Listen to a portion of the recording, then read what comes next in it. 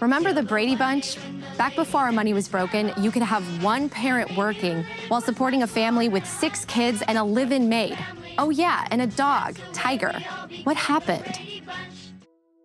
I have directed Secretary Connally to suspend temporarily the convertibility of the dollar into gold or other reserve assets.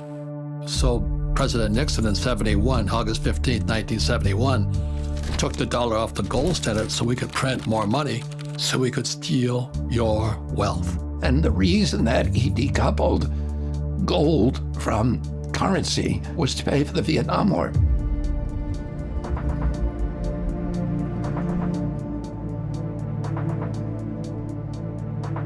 The dollar will dramatically lose its purchasing power. The more they print, the more it gets diluted.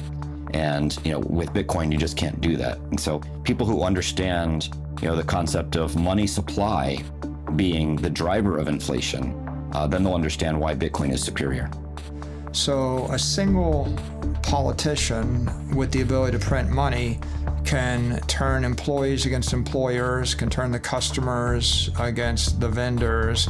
They can turn every industry against every other industry. They have people rioting in the streets. And typically, the people don't realize that it's the government that's created the distress, and they blame the shopkeeper or the policeman or the person in the streets for causing their problems. And so you have unnecessary violence. You have human tragedy. Businesses collapse, families collapse, people lose their lives. And it's all because the economy is, in essence, collapsing because the energy is being drained out of the currency. There has been so much damage caused by broken money over the last 50 years, and more people are feeling left behind. If you work for a living, you're paid a salary, you're kind of a slave. Well, that's a harsh word, it makes us uncomfortable. But it's true in the sense that you're given a certain amount of money for your time and effort. Therefore, you don't have time for creativity and innovation because you're just doing your job, just punching your ticket. Well, part of that is because your money that you're paid gets less valuable every day. We've been sold a bill of goods that inflation is good for us. That's nonsense. Why should the devaluation of my hard-earned money be good for me? That doesn't make any sense at all. Who it's good for is the people at the tippy top. How in the world are they going to get ahead if they're operating on this system that doesn't preserve their energy and their work and their time? So it seems like we're all getting rug pulled. I have a sneaky feeling it's inflation that's taking advantage of us. But what exactly is inflation?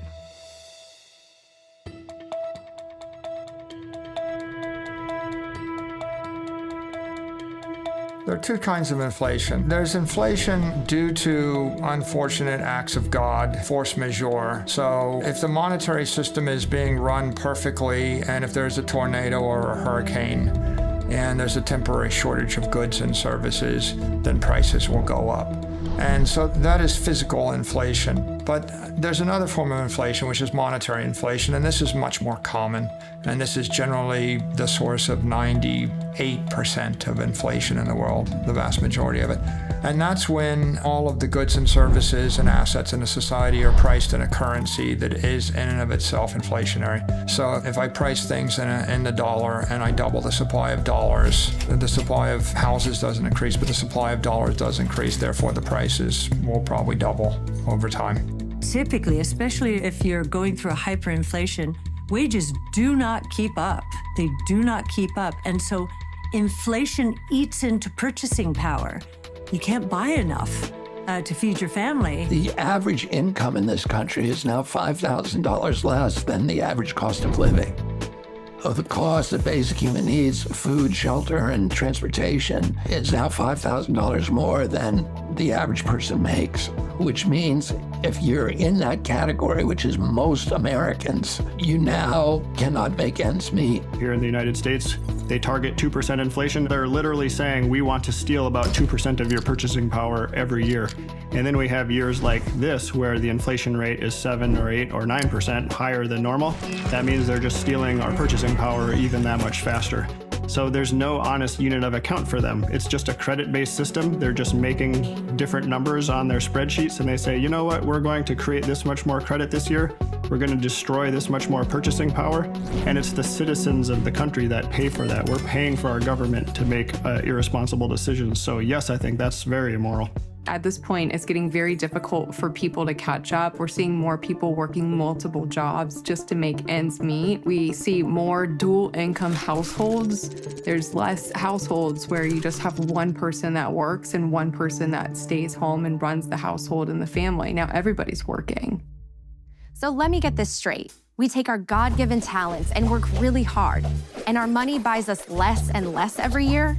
I don't like the sound of that. So how does government create money? We print it digitally. So we as a central bank, we have the ability to create money digitally. We also print actual currency, and we distribute that through the Federal Reserve banks.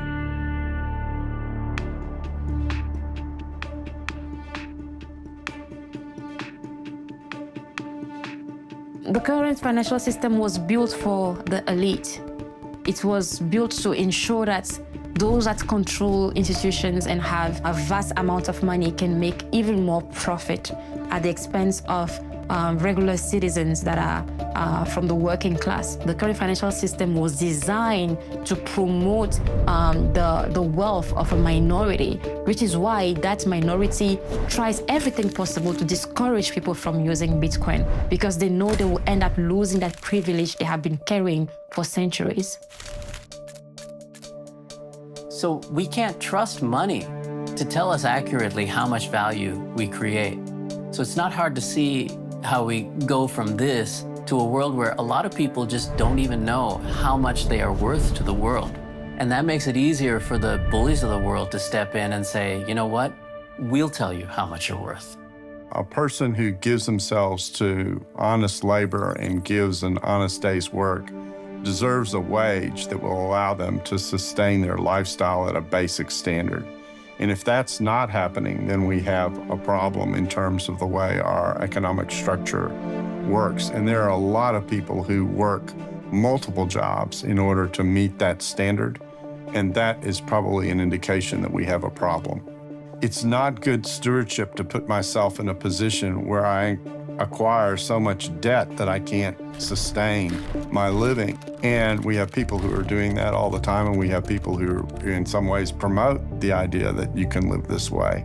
The incentives exist for the Fed to provide extremely cheap credit to banks and for them to mark it up a little bit because it's profitable for them, and then to offer that credit pretty cheaply and essentially create, debt slaves or indentured servants out of every American and anyone else around the world that they can lend to that is plugged into the Western banking system. That's just the incentives of the system that we have today.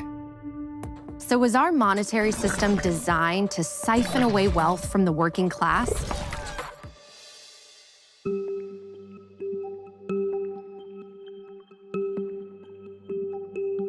If we go back to medieval times and perhaps a bit earlier, we can see how money emerged. What happened is that every local sovereign nation state or city-state tended to issue its own currency. And two things impacted the reliability, the durability, and the effectiveness of that currency.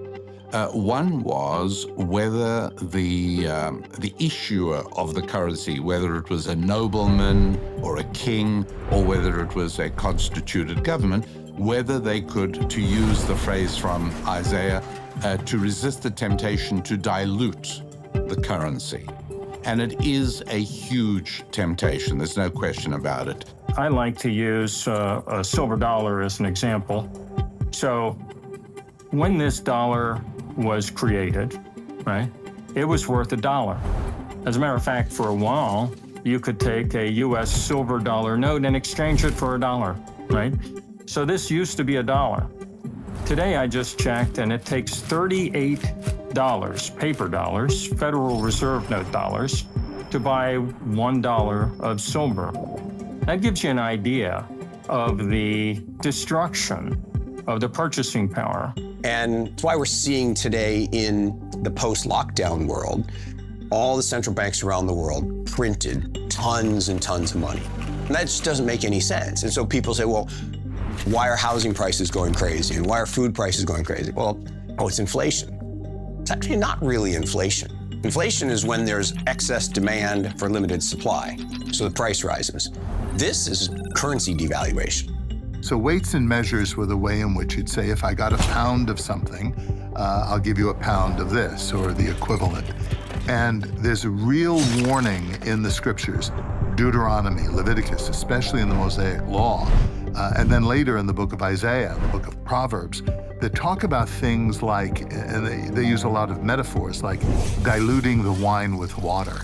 I mean, how is that for an image of inflationary policy, where you inflate the amount of money in the economy because you have control of the printing presses?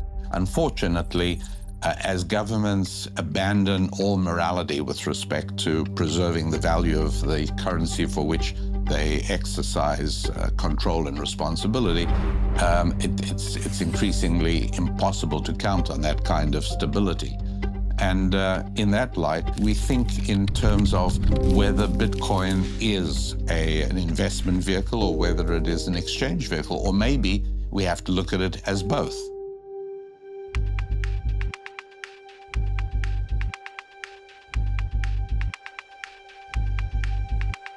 There's no actual mechanical difference at all between you and I putting together a dollar printing machine and spinning up some counterfeit $100 bills and trying to go out, take those into the world and trade them for goods and services. There's no difference in you and I doing that and what the Federal Reserve does by the trillion. It is one of the core contributors to the rich getting richer and the poor getting poorer. The particularly egregious thing about fiat currency is that it can cover up theft in the name of policymaking, whereas electronic currencies based on algorithms can't do that. If you think of the average citizen, it is very hard to plan your life. If I don't know what the central bank is going to do next month, let alone a year from now, 5 years, or 10 years from now. I use the example of baby boomers, right? Baby boomers, when we were young, we thought $500,000 would be a perfectly good amount of money to retire on. And now, suddenly, it looks like $500,000 is nowhere near what you really should have to retire on. Well, the reason for that is the systematic destruction of the purchasing power of those dollars. So that makes all baby boomers and all citizens more dependent on government. And that's very good for government. So not only are people unable to retire, they can't even get their life started.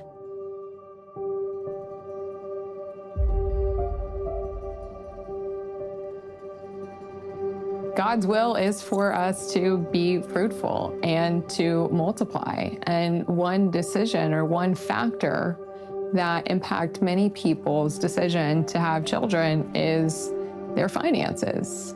And the state of our economy has really devastated, particularly young people's savings. And I have a ton of friends who have decided not to have children or not to have more children because they feel like they can't afford it. So I do think inflation can impact some people's decision on if they want to have children or not. And I think that's a really sad thing. I have experienced this in my life. I have put off having a family. I've wondered if I'll ever be able to afford a home. More and more people in my generation are living at home with their parents and drowning in student loan debt. Millennials like me are losing hope that the future is one they'll be able to afford.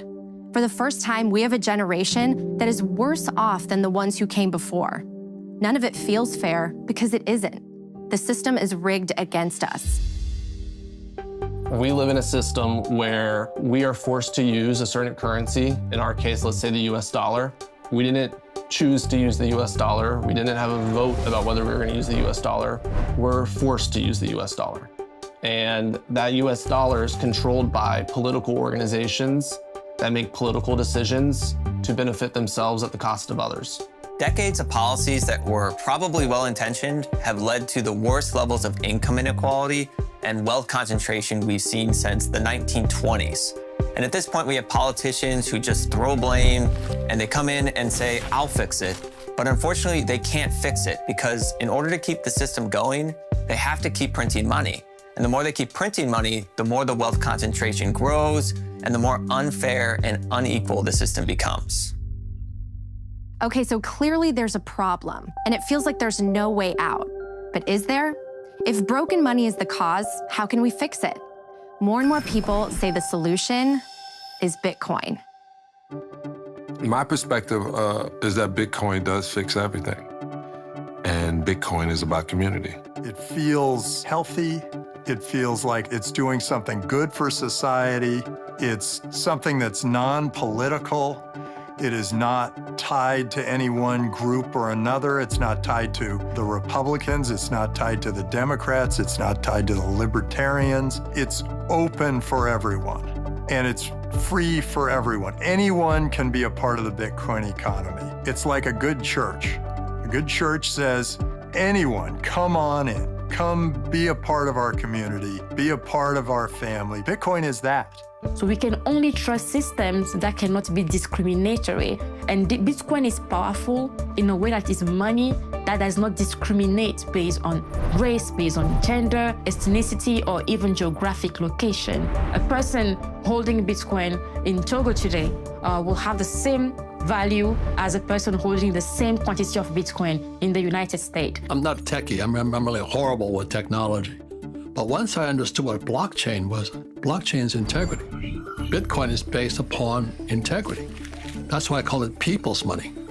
The government cannot make it. Bitcoin is not this centralized control of the economy. Bitcoin is built by the people, for the people.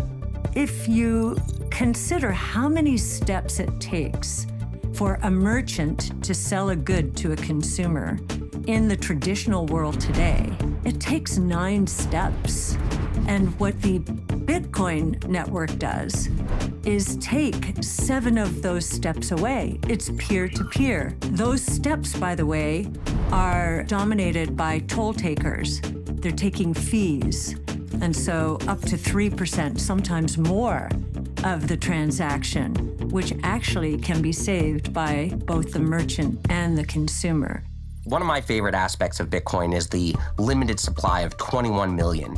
I think that having something that can't be changed makes it so powerful, and it makes people appreciate, just like their time is limited, their own personal wealth is limited. When they see that the Bitcoin amount is limited to 21 million, it really makes them understand the difference between Bitcoin and every other currency, all fiat currencies which don't have this limit. So that key is what makes Bitcoin special.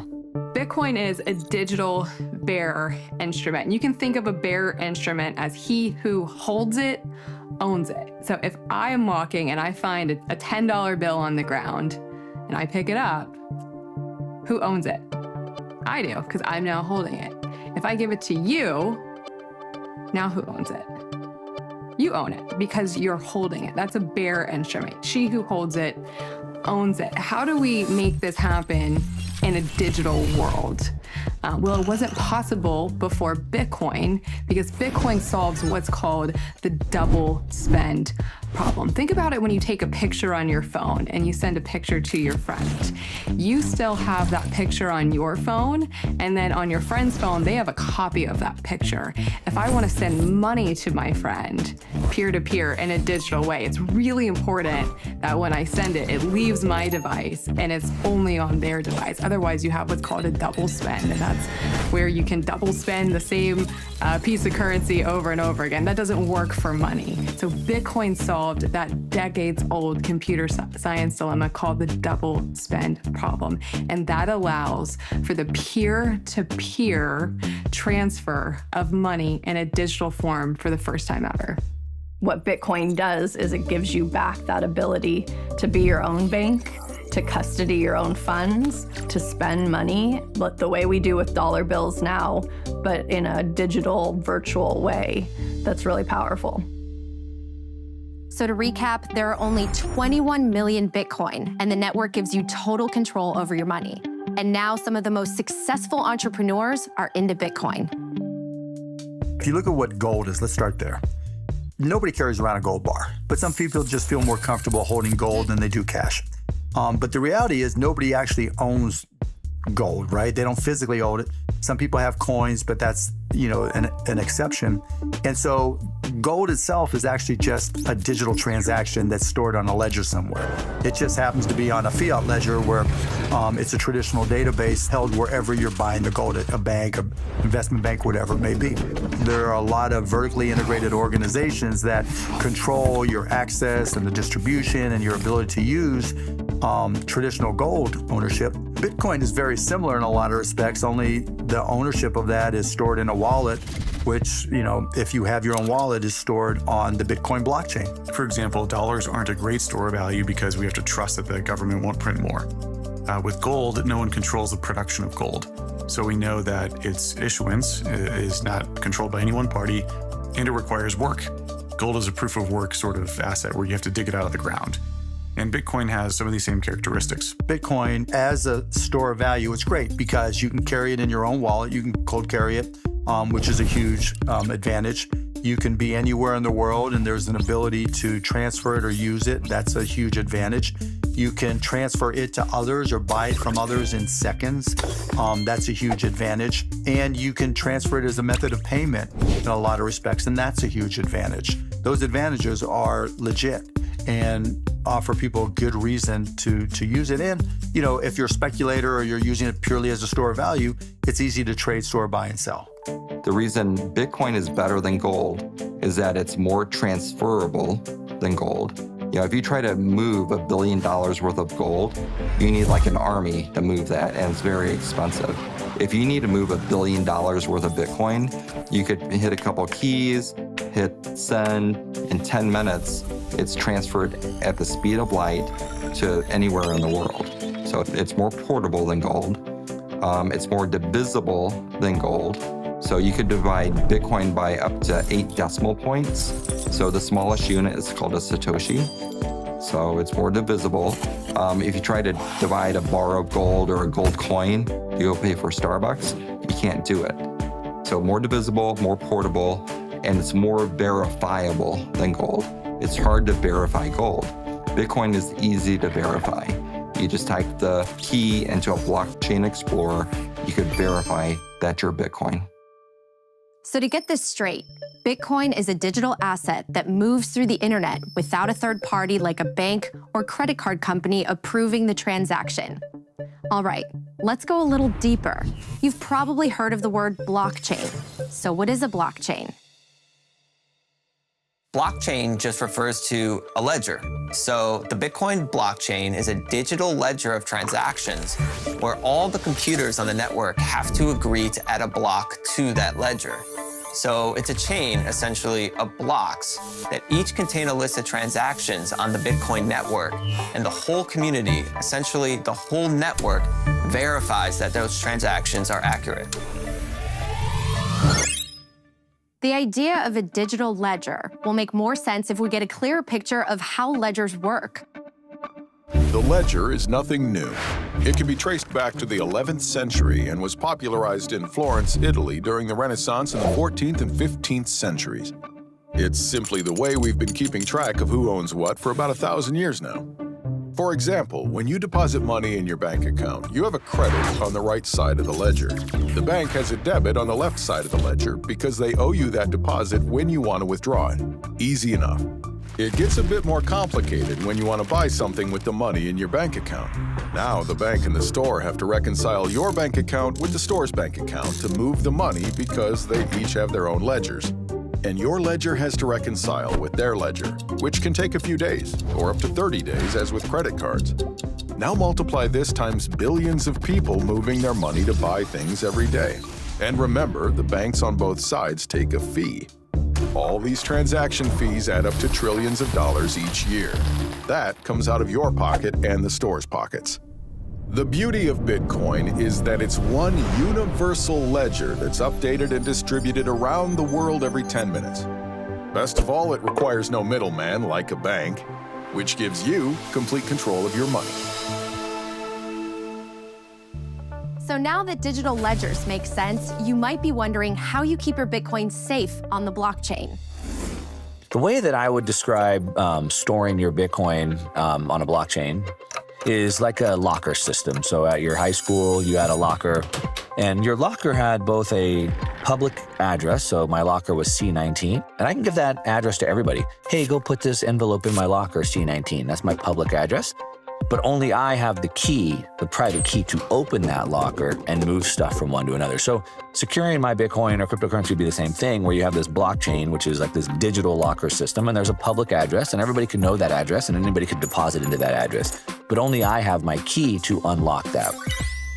And where you're storing your keys, there's typically some secret phrase that you need to keep in a safe place, which is what's used to create your secret key. The way most people store this is in what's called a mnemonic phrase.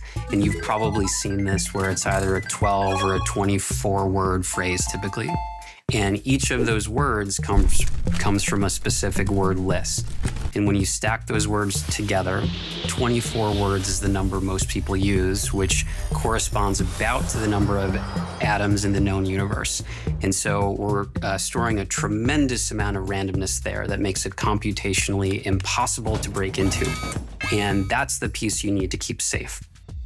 Okay, that was a lot to throw at you, so let's try to keep simplifying it. Bitcoin might seem complicated. At the same time, I'd argue it's way less complicated actually if you look underneath the hood to figure out how banks settle transactions. But most of the people don't care, right? In traditional finance, you hit the button, it goes somewhere, and it just ends up in my wallet, and nobody asks how it got ultimately from point A to point B. Bitcoin is new, and I get that people have more questions ultimately about it, but over time, I feel like the trust in kind of the Bitcoin blockchain, as well as the longevity of the technology and how, the software has been up and running for so many years, people will stop asking the question. It'll become very normal. To sum this up, let's just hear a simple definition of Bitcoin.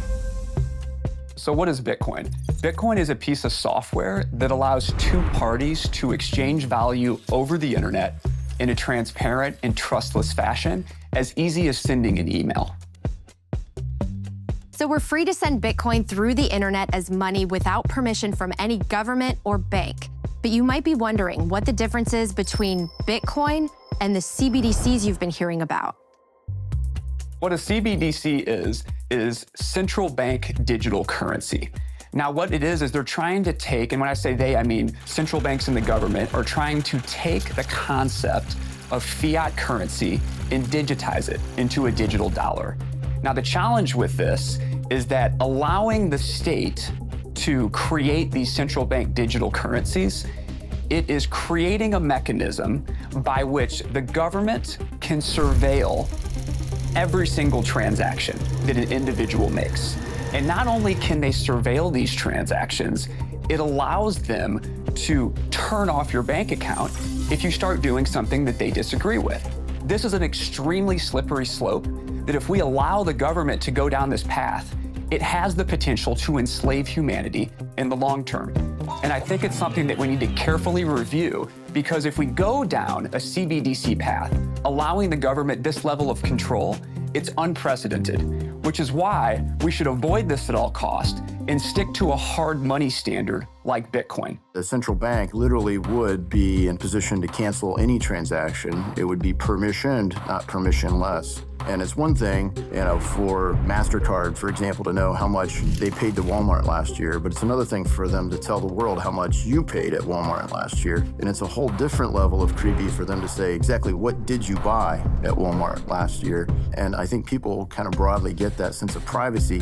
That's what's at stake here. I think the future of money really is one of the most important policy debates we're having today. And when you think about where people could go with kind of an Orwellian surveillance state money system like a central bank digital currency, it really is a good versus evil. And Bitcoin in this case is on the good.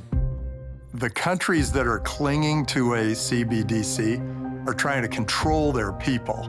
And those are weak governments. Weak leaders are the ones who try to control everybody. The strongest leaders are the ones who trust people and set them free. The problem I have with CBDCs is they're Marxist. And what I mean, the central bank Marxism is central banking system. So that's why I support Bitcoin, because Bitcoin, I saw the strength coming from the people, not the government. I think CBDCs, wherever they are a threat to freedom. Absolutely.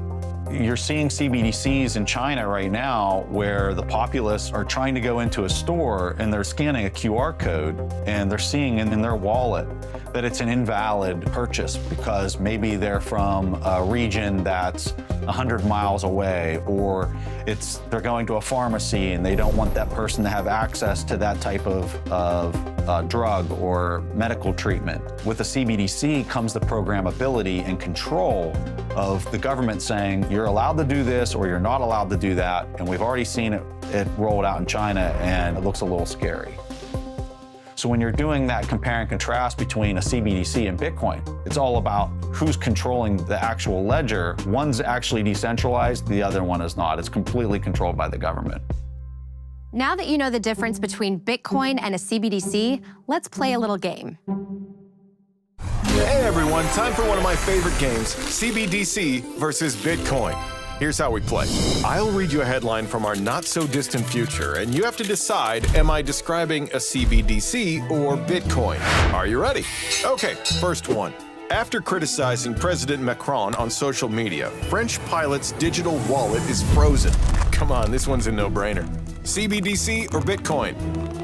That's right, CBDC. Next. British electrician protests being denied a pint of lager at local pub for exceeding his alcohol limit for the week. Which is it? CBDC, Bitcoin?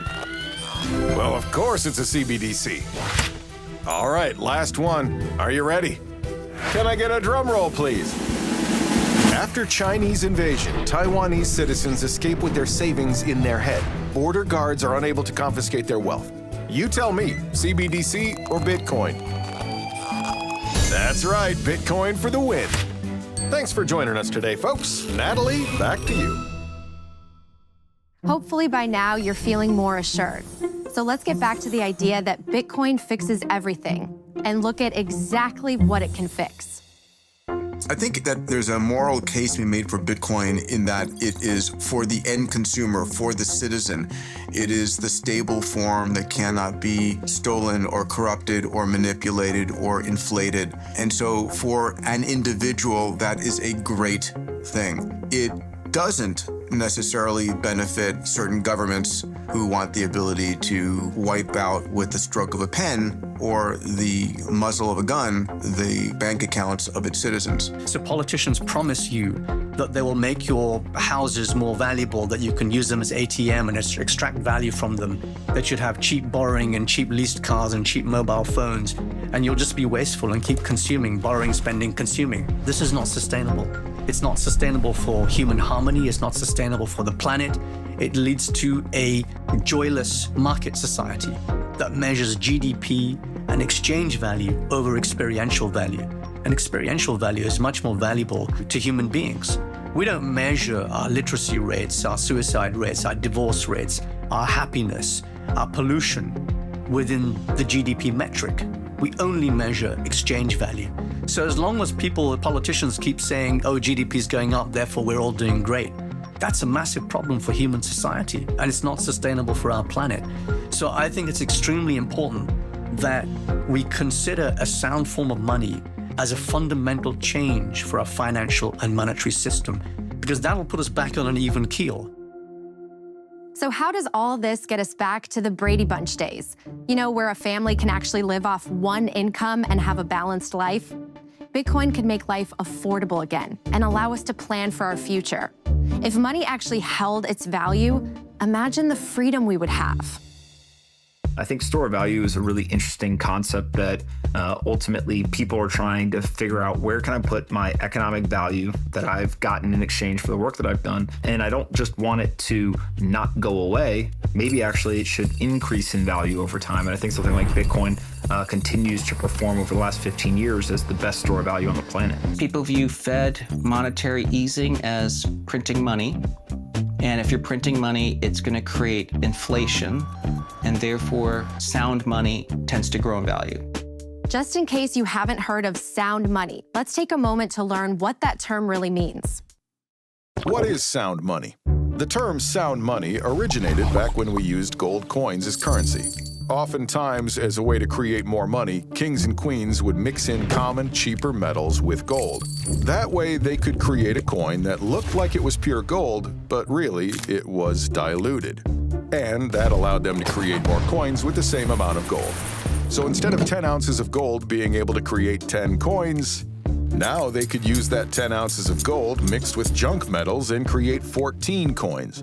It was a very sneaky theft of the people's money. The public got wise to this scam and found a simple but clever way to test if their coins were pure. If they dropped them, a pure gold coin would make a different sound than a diluted one. Today, when we refer to sound money, we mean money that cannot be diluted. Bitcoin is the soundest form of money humans have ever created because no matter how hard anyone tries, you can't dilute Bitcoin by creating more of it. There will only ever be 21 million for all of human history. So because Bitcoin can't be printed out of thin air, it gives us money we can trust. And what's more, it's inclusive and open to everyone around the world. You know, if you are one of the 50% of the planet who does not have a bank account, you are shut off from the global economy. You can't go shopping on the internet if you don't have access to a credit card or some form of digital payment. So there's a huge amount of people around the world that are frozen out of the financial system and the ability to improve their life circumstances. Bitcoin, it is designed ultimately to replace both the monetary system and the financial system. It is a math-based system where at its core, it is trying to remove politics from money. The beautiful part about that is that anyone, anywhere in the world can use Bitcoin at any time for any reason. No one can censor them, no one can stop them, no one can tell them that their use of money is wrong or not allowed. No one is going to change the rules on them halfway through, and everyone operates by the same rules. It doesn't matter if you're a billionaire, it doesn't matter if you're a president, it doesn't matter who you are. You have the exact same rights within the Bitcoin system that the person who makes $1 a day has.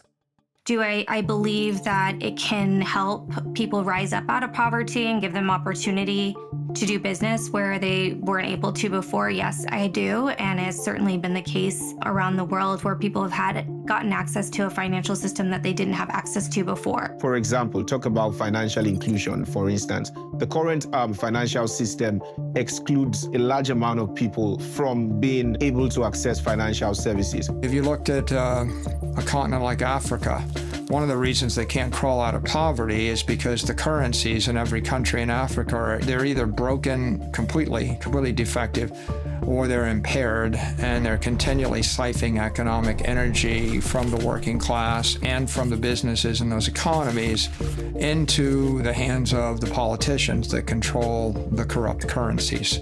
You, in essence, don't really have any hope of accumulating wealth if you're paid in a defective currency and the currency is continually collapsing. Not only does Bitcoin allow people to be their own bank, it is the only form of money that gives us digital property rights. Bitcoin is very transformative because it gives us a new set of building blocks.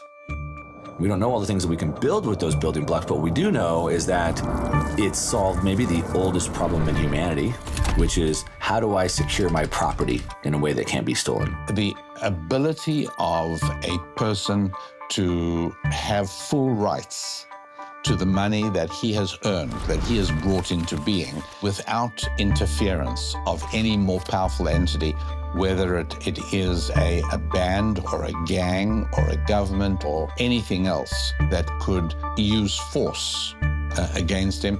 That's a huge advantage and a huge asset. Coming from the former Soviet Union, my parents brought my family over 1989. I was 7 years old. Along with my sister, and we left the Soviet Union because many people know it was a very oppressive regime. Things were scarce, goods were scarce, people weren't really free to do what they wanted, information was very strictly controlled. So what I found out is that when we left, the government was able to exchange about $100 per person. For my family of four, that meant we left with $400 in our pockets. And that's all we could take with us. Otherwise, our option was to exchange these Soviet rubles on the street, which basically had no value. Had we had Bitcoin back in the Soviet Union in 1989, we could have actually taken our hard work and everything that we had done with us, that value that we earned. If you show up at the airport with all of your money in any other nation state, they either arrest you, they send you home, or more likely, they take your money and send you home. Right? Try to walk through an airport in most countries with $1 million of gold in your backpack and see how far you get. You can't even walk through with more than 10,000 of anything. Governments have captured the capital of their citizens, and if they can force you to use the currency while they've got the capital captured, they can simply seize as much of your capital as they wish by debasing the currency more aggressively. Bitcoin reverses that balance of power because now for the first time, you could actually store your capital in a hardware wallet or in a set of private keys, and you don't have to move it physically through the airport or on a ship. You can actually move it through cyberspace with 12 words. You could send all the digital capital in the country over a WhatsApp message. There's a famous phrase, an armed society is a polite society. When the citizens are disarmed and the government's the only entity with the guns, then one person can simply steal all the property. And when 95% of the citizens are starving to death, that's not a problem. As long as 1% of the people have the guns and you feed the 1% with the guns, you could still control the country. And that's what happened in many nations, in North Korea, in Cuba, in Zimbabwe, etc. Bitcoin economically arms everybody. Like, for the first time in history, you can fight back. You actually can store your economic energy and protect it with cryptography and a 300 exahash wall of encrypted energy, and no mayor or governor or country can seize that from you, no matter how much weaponry they have. And what happens then? If I can't take it from you by a force, I have to negotiate with you. And that means instead of just losing everything, I'm going to try to sweet talk you or negotiate you into giving me half. And we call that tax. If we want to get people out of poverty, we need to give them property rights. We need to give them savings that is theirs. We need to give them a way to build wealth, to build businesses, and to keep that wealth and to pass it on to their children so they can build more wealth. And that is what Bitcoin provides. Bitcoin enables digital property rights for the first time because it's the world's first digital bearer instrument. It allows people to have not only ownership, but control. But what also is essential to a free society is economic freedom. If you don't have the choice of how you spend or save your money, you don't live in a free society. Before cryptocurrency, you needed a bank to allow you to build something and put it on the internet. But now we have money native to the internet, which allows the whole world to participate in a global economy. Ultimately, Bitcoin is a means to fight tyranny, to fight corruption. When you take control of the monetary system out of the hands of a few and make it available to everybody, it is a safer system. And Bitcoin provides a way for the abundance gained from technology to be broadly distributed to society that is aligned with the best in humanity rather than the worst in humanity. Bitcoin is value that everyone can recognize. And already 100 million people recognize that value. There was this moment, I was sitting there and I put Bitcoin on a ledger and I looked at the ledger and I thought, this is my money. My money's here. It's not sitting out there in some bank waiting for some bank run to run it out of business or allowing some banker to make a fortune off my money. It's right here. I know where my money is. I think that gives power to the individual. I think that gives power to the people. This is why people find so much hope in Bitcoin. It gives us back control over our time, our energy, and our lives. So I think the most transformative aspect of Bitcoin is really almost a social economic experiment. Can all the users of a money be in control of the monetary system, right? Or do we need a handful of elected people to tell us what the monetary policy should be? If a majority of the users of Bitcoin and the people running it decide to change the monetary policy, they can. Bitcoin solved decentralization and security. And it was the first time that decentralization and security has ever been solved. And for anyone that's gotten into Bitcoin, reading the Bitcoin white paper is usually the inflection point where it's a 9-page, really easily understood document that lays out what's now the whole cryptocurrency ecosystem. The fundamental idea that we can have a financial system where individuals are really in control of their money. You don't have to have all of the intermediaries that were problematic in the 2008 financial collapse. When I saw that as an engineer, I thought, wow, this is one of the most empowering things that I could imagine. The most important thing is the way it reorganizes human behavior, right? Because for basically thousands of years, most things happened in a trusted way. You had to trust somebody in order to conduct a transaction. You had to trust somebody in order to store your wealth. And now you don't. You can use Bitcoin and you don't actually have to trust anyone. You just have to trust the algorithm. You have to trust the software code. You have to trust the rules of the system. And so Bitcoin is this very transparent system based on code and based on rules.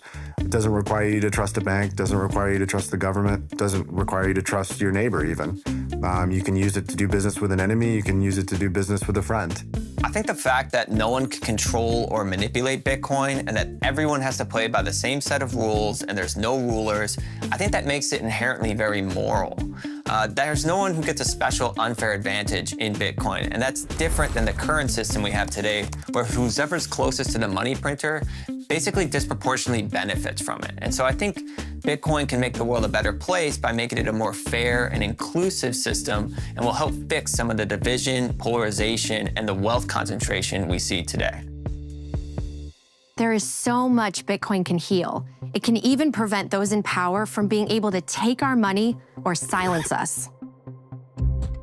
The first thing that happens when you go against the government, that is a dictatorship, they will take away access to your money. And it doesn't even have to be a dictatorship. Justin Trudeau in Canada worked to use banks to cut off money for truckers. They were protesting COVID restrictions that were put on them in Canada, and they were using the banks to do this. This was actually considered illegal in Canada, but nevertheless, Trudeau did it. Banks complied with it, and they started choking off the protest by restricting the money. The government taking people who had committed no crime, who were not charged with a crime, who were, of course, never convicted of a crime, and punishing them for criticizing government policies, and punishing them in a way that was almost worse than imprisonment, because if you can't get at your bank account, you can't feed your children, you can't buy gasoline, you can't pay the mortgage on your house, because if the government has the capacity to starve you to death, to keep you from getting work, to keep you from shelter, then it has license essentially for any atrocity. And at that point, I began looking more seriously at Bitcoin as a currency that could be used to escape the government surveillance systems. When working in Moscow, when our bank accounts were blocked by the regime, we were able to continue our activities thanks to Bitcoin savings. Basically, Bitcoin gave us freedom of action and freedom of speech at that time. The US government has the discretionary ability to effectively turn off the savings of whole nations at a time. That's what they did with Afghanistan, for better or for worse, after the Taliban took over. That's what they did with Russia in February of this year. Again, for better or for worse. You might say, well, these are the strategic objectives of the United States. That's fine, but what they are doing is confiscating the savings of entire nations. And it's just a fundamentally unfair dynamic, right? You are blending political objectives with people's savings, and that leads to misery, in my opinion. Governments can, at any time, decide they don't like you or me or somebody else and sanction. If we called sanctions what they are, right, financial sanctions, starving children, you're basically cutting off supplies of goods and services to a population, we probably wouldn't like it as much. But when we call about economic sanctions, whether it's Venezuelans or Russians or anybody else, governments almost glamorize it because they're like, well, we know better. We know what's best. But censoring someone because they have different views or different lifestyle or different perspective on how the world should interact, it's not really our job. So PayPal came out with that policy where they said if you say anything online we don't like, misinformation, which of course, as we found out for the last 2 years, what was labeled misinformation actually came true. But if you do misinformation, they can pull $2,500 out of your account. It's not your money. Of course, they got massive amounts of backlash and they came out and said, whoa, that was a mistake, that was a mistake. And what we're seeing in Canada, what we're seeing with PayPal, what we're seeing with the banks is that your money that you think is your money is not your money. And at any time, they can decide to censor you or block it if they want. And at the end of the day, if we don't have the ability to determine our own future for ourselves, for our family, on a monetary basis, we don't actually have any real control of anything in our own lives. Bitcoin puts you back in the driver's seat of your life, which is why so many people see it as the ultimate force for good. I absolutely believe that Bitcoin already is making the world a better place and will continue to do so in the coming years. There's been plenty of examples of currency collapse just in the last 13 years since Bitcoin has existed. And we get these every single year. So there have been major, even middle-income nations where the currency has effectively failed, and Bitcoin has been a life raft for those people. When the war in Ukraine broke out, I had friends there on the ground trying to help some folks that were stuck in bomb shelters, delivering food and water. And they asked us to help them monetarily, try to help them buy more supplies. On a Saturday night, the only way to get money into Ukraine was Bitcoin. There's no other technology that can cross borders outside of banking hours. So we were actually able to use Bitcoin to send it over there and get local currency to people on the ground and to effect humanitarian aid. And I was really blown away because Bitcoin was the only thing that could solve that problem. And in times of war, all philosophical resistance to things like Bitcoin goes out the window because it doesn't matter. If it solves your problem, you're going to use it. And that's what makes me really excited about it because there's so many problems in the world and those people really need the Bitcoin.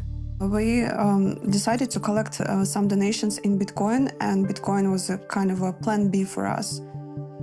The very concept of Bitcoin is tightly connected to the concept of financial freedom for everyone in the world and give understanding that Bitcoin is a significant tool in a fight against global evil. You know, when people go to protest, whether it's in Uzbekistan, in Russia, or Belarus, or Ukraine, or somewhere, it's important that you know that you have financial tool which cannot be turned off in the moment when you need it, when you need to be able to fight for your freedoms. And shouldn't be naive thinking that someone in your country would not abuse the power. One day it could happen. You have to be prepared. Where you see Bitcoin expanding really fast is actually nations that need it the most. Right? You see why El Salvador is a natural is because they're most punished. They're furthest away from the monopoly system of money today. And so nations that have always seen either hyperinflation or dictators, and what you're seeing is those populations race into this open monetary protocol, and nobody can stop them. It is freedom. These are places where the government has failed in some sense. And so a lot of critics think, oh, well, Bitcoin is just something that, rich Westerners like, and it's a tool to gamble with. But really, the on-the-ground adoption is happening in places where people actually need it. And I think that's an extremely telling early data point. And so, if you live in Nigeria, Nigeria has among the highest Bitcoin adoption rates in the world, more than 30% of people use it. It's actually a very useful tool to do peer-to-peer transactions. Bitcoin, when you look at its alternative as a money where you don't have to trust anyone and you can move it across countries, you can send it to your family.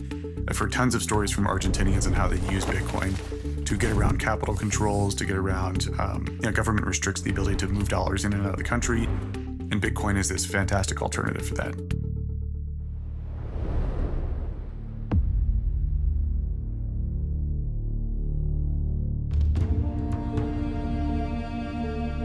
My country is ruled by the oldest military regime in Africa, same government in power for 57 years. And this is a brutal, rogue military regime that puts us under unimaginable amount of abuse and pain and control. Activists and dissidents arrested, killed, their bodies dumped in the sea. Countless of activists are jailed and have been in prison for years with no trial. Many others have disappeared, their families have never seen their body, and thousands others have fled the country, living in exile like myself.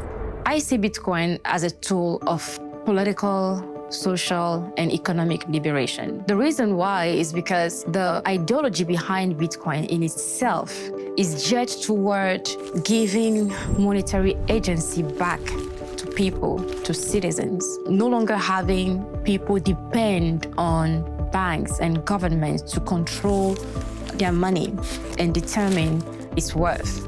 We are also in a situation where, as citizens of our nation, our money is worth absolutely nothing outside of our borders. So when I see Bitcoin, I see it as a tool that can allow us to put an end to this continuous colonial system that has maintained our countries and our people in bondage. The goal of my activism is to eventually get to a point where my people can live freely and in dignity.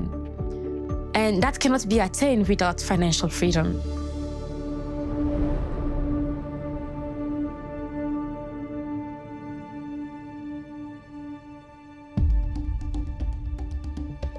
Digital Sun Fund, which is my nonprofit organization. What we do is trying to empowering young women and children in developing countries like Afghanistan. But there was an issue about there was an inability to paying these women because many of these women didn't have a bank account, and we have to actually send the money to their male relatives' bank account. And many of these women sometimes says that they never received the money because once the money goes in the hands of the men and the relatives, they prefer to not give the money to the women. And why it's like that? Because in a conservative communities, some men are trying to control the lives of the women. And obviously, the first thing is that they don't want that the women have the financial freedom. So we heard about Bitcoin, and we thought, wow, we can use Bitcoin and send to the women directly, and they can have control of their own finance. That was interesting, and we deployed a Bitcoin wallet within our system. We created a user-friendly platform that was very easy for them to find where their wallet is, how much money they're making, and then what they can do with this money. Bitcoin has helped us bypass the physical and social barriers. If you have cell phones and smartphones and you have access to internet, you can have your bank with you everywhere. And that's why I think that the magic of the Bitcoin is.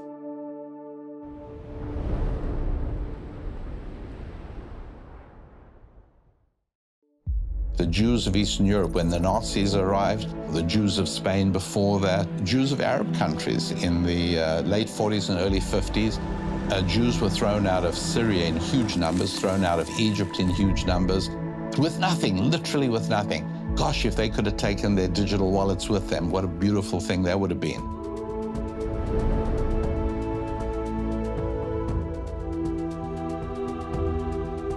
I think Bitcoin is as much an ideology as it is a technology, but because it's an ethical ideology, there are many people that feel very spiritual about it and others that view it as a religion. If you worship truth, if you worship integrity, if you worship conservation of energy and balance in the universe, then Bitcoin is your religion. Bitcoin is ethical, but it's also peaceful. It's not a currency that worships violence.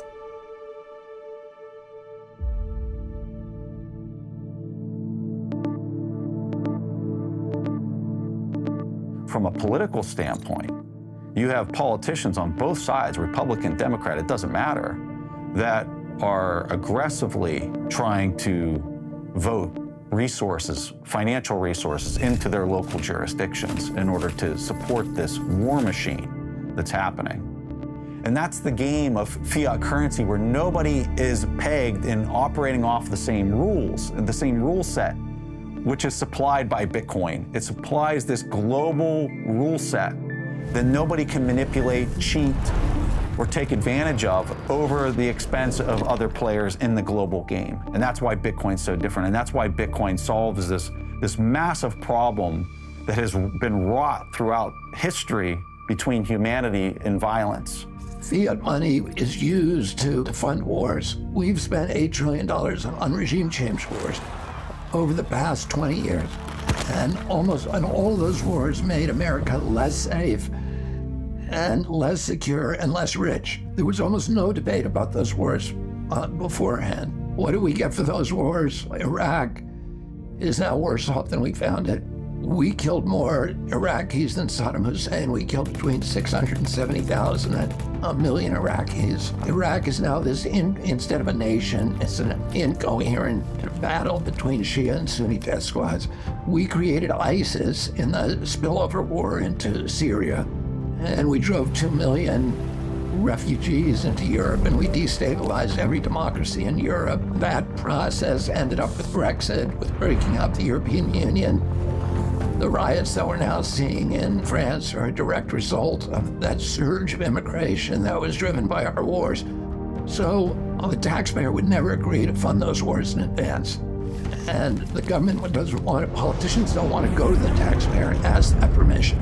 So it's much easier for them to just declare the wars and then finance them by printing more money. But ultimately, the people who pay for that money are the middle class, and they pay through the mechanism of inflation. So when the governments print money, it has the ability to fund the military-industrial complex and create tremendous reckless spending. So when you look at wars throughout history, that's a very, very profitable thing. And central banks can print money to fund both sides of the war. As a person who was flying attack helicopters in combat, there was almost every single flight I went on, somebody that was being shot at, injured, killed. Providing that support for people on the ground was an extremely humbling experience to just see how destructive human beings can be towards each other. When you go far enough upstream as to what's driving this behavior, why is this even happening? I personally arrived that it's the money that's causing this to happen. And there's probably nothing more important for me in my life than trying to make sure people can understand that there's a better way to conduct exchange. And there's a better way to get along with each other than to have a trusted ledger that nobody can manipulate or change. We need to make war and fear less profitable. That's the real layer 2 solution that we need on top of Bitcoin. It's us, not code on a blockchain, but a human society that makes nonviolence and kindness more profitable than exploitation and greed.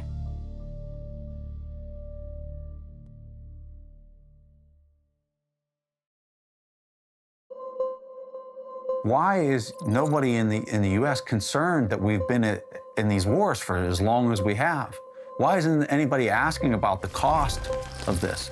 Just not even human life, but like the financial cost. And the reason why is because it was always paid through debasement. They didn't know they were paying for it because the bill was pushed way out into the future through the depreciation of the currency itself. And so it just didn't seem like there was a cost. And so it's not just the US that pays for their armed conflicts this way, it's every fiat-based nation state that pays for their armed conflict this way. If you move to a Bitcoin standard, all of a sudden, you can't debase the cost of conflict away. And Bitcoin, conversely, is the currency of peace. If you actually have to go to a population and ask permission to wage war, in most cases, they're not going to give you that permission. It's interesting when a government gets into trouble and they have to pay for a war, or they have to pay for a pandemic, or they have to pay for some cataclysmic event. They tend to print money. And because you're going to have these governments printing all this money, then the money is worth less. Well, what if it were all Bitcoin? Not only would that government not have the ability to print the money for the war, you might not even have the war. So many people see a world where Bitcoin reduces war, makes it unaffordable, and incentivizes us all to love and serve one another.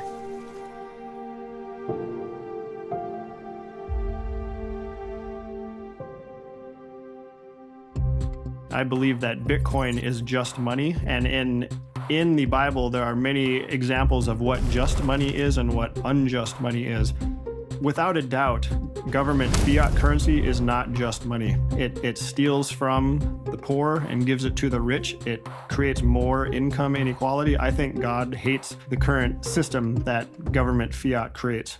That elite group of people makes decisions based on their own portfolios, based on their own set of priorities or those of their friends and colleagues who mean a lot to them.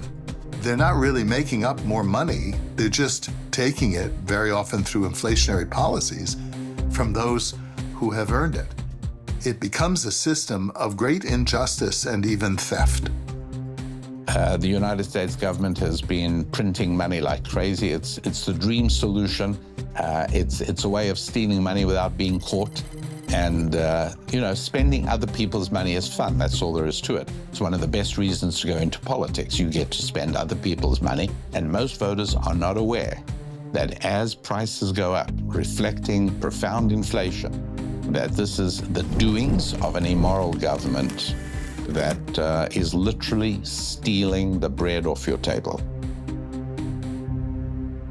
So inflation is theft. It steals from us right under our noses. And sadly, the way people keep up with inflation is to max out their credit cards and take on more and more debt, which only creates bigger problems.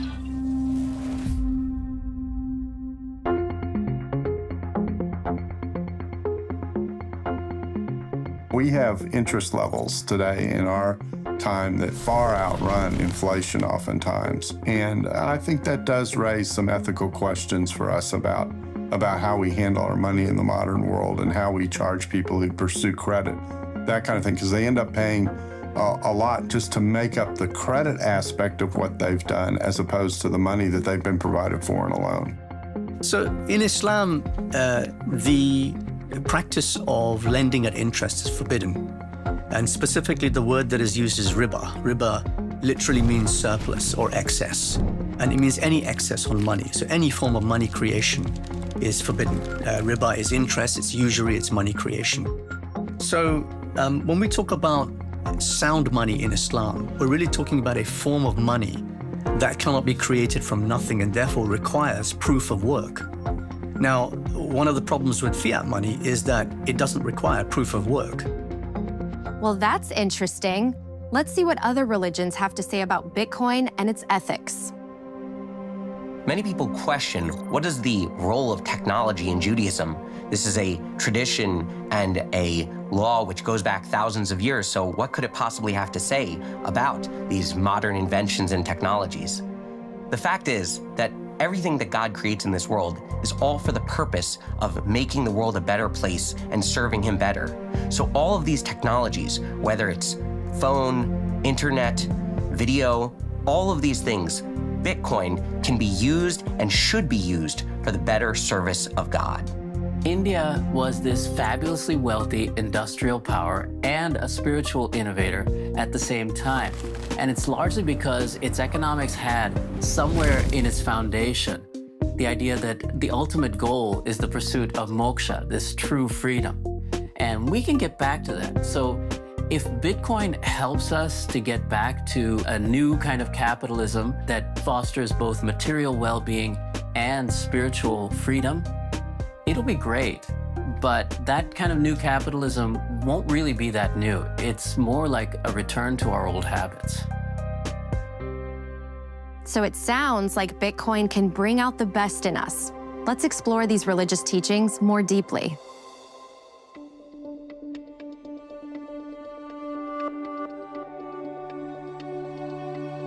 When it comes to Judaism being compared to a blockchain, there are so many points that we can look at. Besides the word chain itself, the transmission of Torah and Judaism through the generations is called the histauchelut, a chain of descent from rabbi to rabbi and generation to generation. So what every individual can do is study Torah. They become their own full node. They can validate all of the laws and all of the customs and traditions. And then as new situations arise, rabbis have to deal with how does the Torah have a perspective on these new technologies, on these new questions? That's where proof of work comes in. The rabbis are the most educated and experienced in analyzing and studying the Torah. So they prove their work through their study and through their writings, which can then be verified by every member of the tribe. All they have to do is look into the Torah and validate that what the rabbis are saying fits in with the Torah values and Torah teachings. Particularly as a Jewish person who the Jewish people have been dispersed across the entire world and have had to move from country to country, I can appreciate a money that you can take with you and own and use for your purposes without it being interfered by third parties. Bitcoin is just another step in the technological development of how we can serve God better.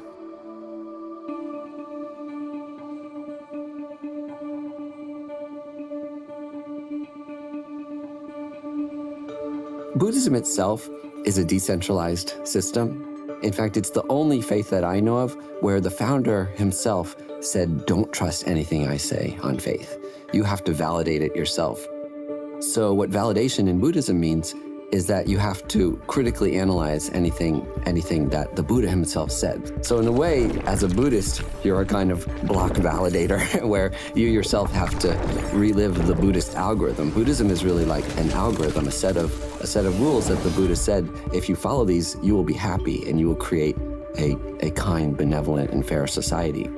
And so that I find very parallel to the way that blockchain works, because wanted to create a system that benefits all beings, and not just some select subset.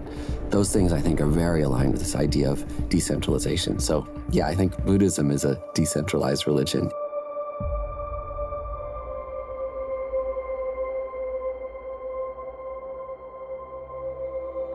If you have centralized planning, that is, fewer people who are making the decisions about the economy as a whole, you have less information. If you have a decentralized economy, what you have are more people, more inputs, more kind of connection to the reality of what's happening than you would have if you have a small Politburo, a group of policy advisors who are making these decisions, very often influenced by their own particular interests. So when we ask what the Bible says about money, the key thing is that money itself is not evil. Sometimes you hear people say money is evil. It's not. It's a means by which we manage our relationships and barter with one another with different skills and abilities that we have. What the Bible says is the love of money that is evil, that it is when it moves us towards greed, when it moves us towards covetousness, when it moves us towards avarice, when it feeds our pride, those kinds of things. That's when money becomes a problem. And actually, it isn't money that's the problem, it's how we deal with money that is the problem.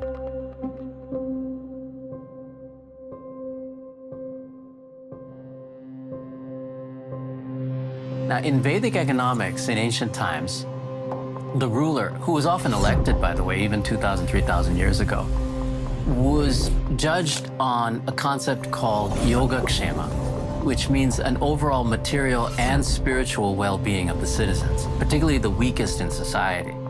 Monetary profit was considered just a byproduct. So fiddling with the money supply, though it might do some temporary good, means that we are ignoring a lot of the key metrics of what makes life worth living.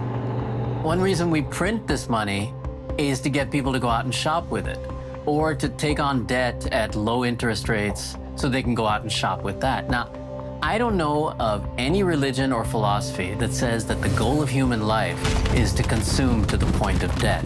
So in a real sense, we are incentivizing something that goes against our basic morality, and I'm not sure how long we can continue to do that. The truth is, what we really are is divine beings who have taken human form in a material world that we manifest together for a meaningful purpose, to be happy and free.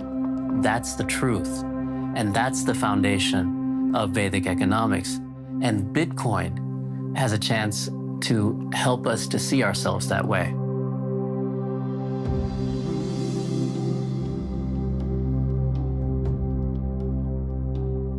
There are sources of scripture in Islam, which are the Quran, which is believed to be the word of God, and the Hadith, which are the collection of the sayings and actions of Prophet Muhammad, peace be upon him. And there are two very famous hadiths, one regarding price fixing and the other regarding monopolies. The price fixing hadith goes something like the following. A group of people came to the Prophet and said to him, would you fix the prices of commodities in the marketplace? And he considered this and he said no, because he didn't want to cause an injustice against the people. He said that God is the one who fixes the price in the market. So this thing, I think, is very important because it tells us that a free market economy is one that is fundamentally a just economy. I think Bitcoin is the most Islamic form of money ever invented, and therefore, also the most Abrahamic form of money invented, because actually the three great monotheistic faiths share many characteristics in terms of justice and equality and fairness in dealing with one's fellow man. So I think that Bitcoin has those characteristics to be not just the most Islamic form of money, but the most Jewish and the most Christian form of money as well. And I think, therefore, it's a very, very powerful concept, and one which can completely overturn our understanding of the last 100 years of economic history. In a Bitcoin world, people would work together and be free and happy. If fixing our money could help us achieve that, imagine the kind of future we could build. I like to kind of think about how the story of Bitcoin is still being written. The chapter 1 started over a decade ago, and here we are, and we have no idea what kind of the final chapter of the book ultimately looks like. If you think about Bitcoin taking over the world, right, the Bitcoinization of the world, and you play that out to its last element, what could that last stage be from a potential perspective? And that is a world in which there is no other currency. All of the governments have dropped the dollar and the yen and the euros, and all there is in the world is Bitcoin. And it is the standard kind of payments mechanism for anything. A few steps before that is going to be central banks around the world adopting Bitcoin as a reserve currency. I'd actually expect that to happen. At the same time, when I started in this space, I thought this might take out centuries.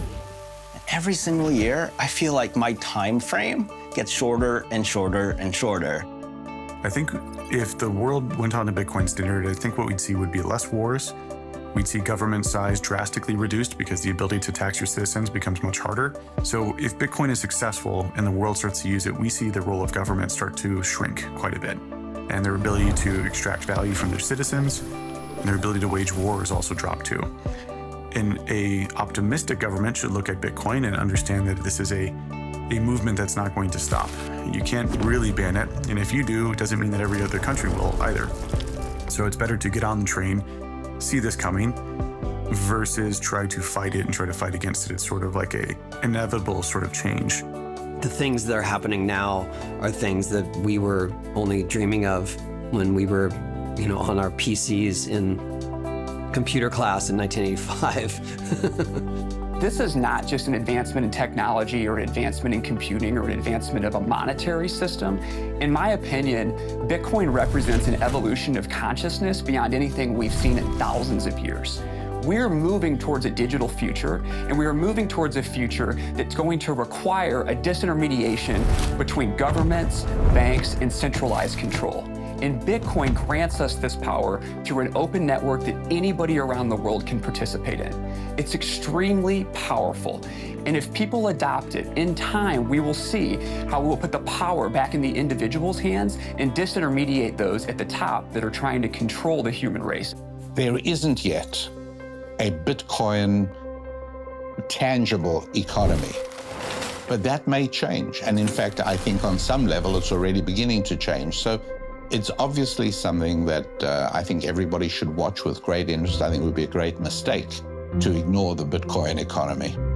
I'm excited for the future of Bitcoin because we're just really beginning to understand all of it and the uses for it and the advantages of it.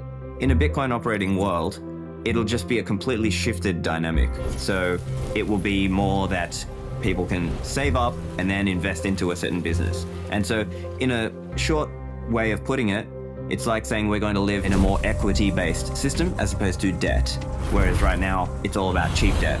Cheap credit is how the thing expands. Whereas in the future, it will be more equity and savings-based. I'm a person who really believes that everyone should have the right to health care, right to a home, right to food, and so on. All the basics.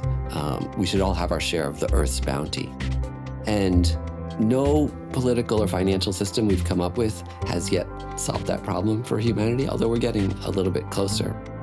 So the idea of putting it into collectively agreed algorithms that no individual can change is very, very powerful. So these things are happening all over the world. What I see in the next 10 years is that Bitcoin is flourishing, Bitcoin is solving problems for people in the places where they have the problems. That could be currency problems, that could be energy problems, that could be being able to escape from your country. And that growth is something we see every day. It's not shrinking, just like the internet just keeps growing, right? Lots of people ask, how long will it take for the world to be on a Bitcoin standard? Will there ever be a time where Bitcoin is the world reserve asset and the world reserve currency? I think that that's inevitable. I do think that's coming at some point, but I think we're still kind of a long ways away from that. And so maybe 5-10 years from now, I think lots of the world's government fiat currencies are going to dissolve, and that purchasing power is going to be transferred into either the US dollar, possibly the Chinese yuan, and certainly Bitcoin. And the world will be a more just, a more honest, and just a better place to live. We consider a sound form of money as a fundamental change for our financial and monetary system, because that will put us back on an even keel. That'll actually put us closer to those values that were once espoused 2,000 years ago by the Abrahamic faiths.